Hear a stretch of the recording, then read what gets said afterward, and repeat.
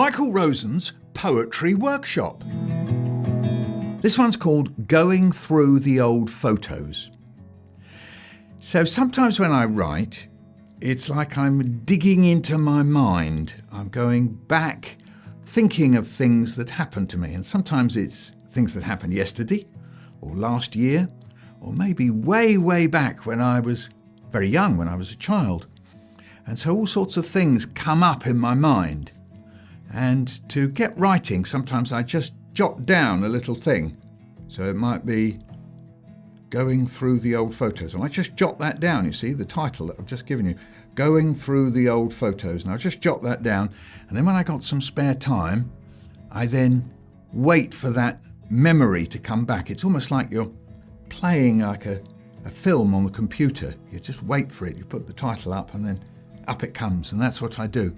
So going through the old photos, and that reminds me of a scene. And then I start writing about that scene. And when you write, you can write about a scene as if you're in it now, as if it's happening now, or you can write saying, I remember when. And sometimes you can do a sort of mixture of both.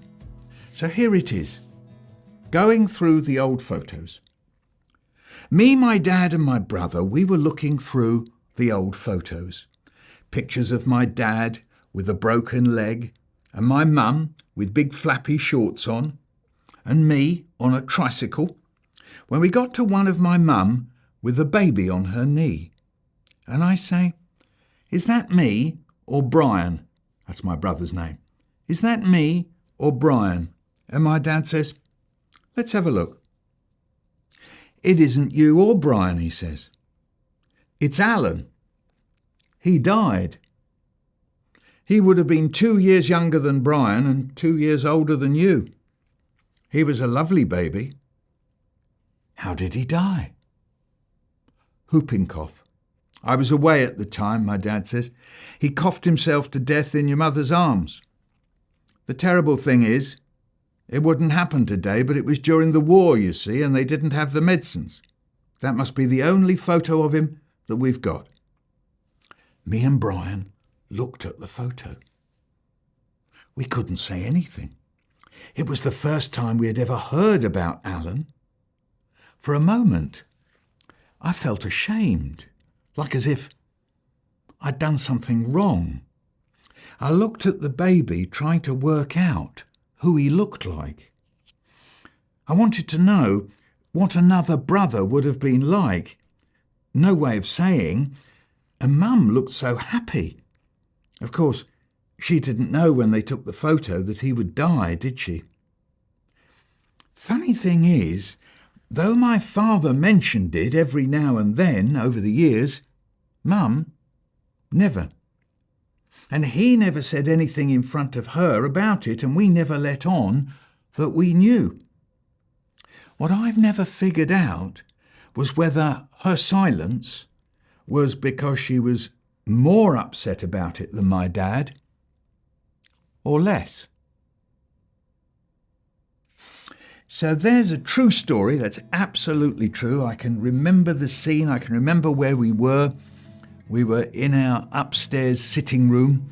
We lived in a flat over a shop, and I can see my dad sitting in the chair, and me and my brother, we had these boxes of photographs, and they weren't in albums, so we were just sort of leafing through them and picking them up and putting them down, saying, who's that, who's this sort of thing, until I came across this picture of Mum with a baby on her knee.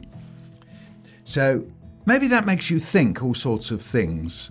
I mean, it ends with a question, doesn't it, really, about the fact that I don't know which of the pair of them was more upset about it than the other.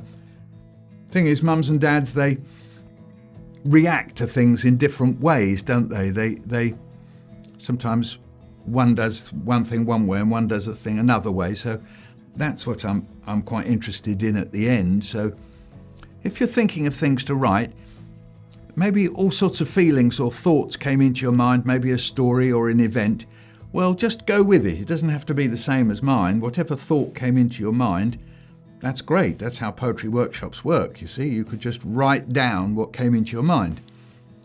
Or maybe there's something quite similar to this that you know about, Maybe it's not exactly a family secret because my dad said it, but there's sometimes family mysteries, aren't there? Things that you don't quite know. Why did Auntie go there? Why did Dad go then?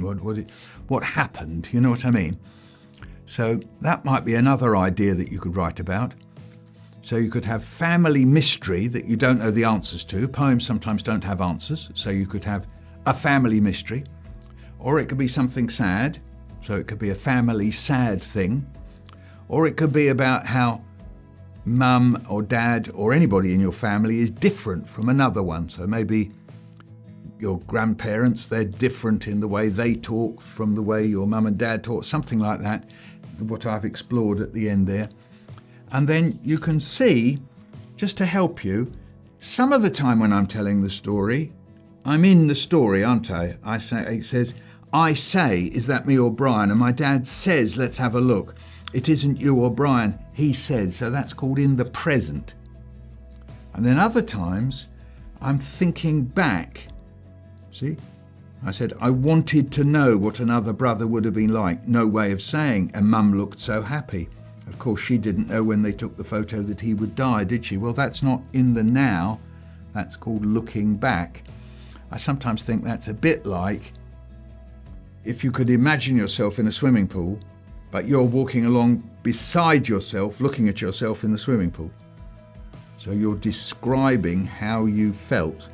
So you could be in the pool saying, oh, it feels all cold, I'm swimming along. And then up here it says, oh, he's looking a bit funny. One of his legs is moving faster than the other. So it's like a commentary on yourself. Yeah?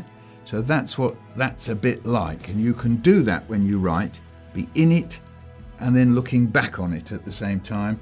And of course you can also end with a question or a mystery.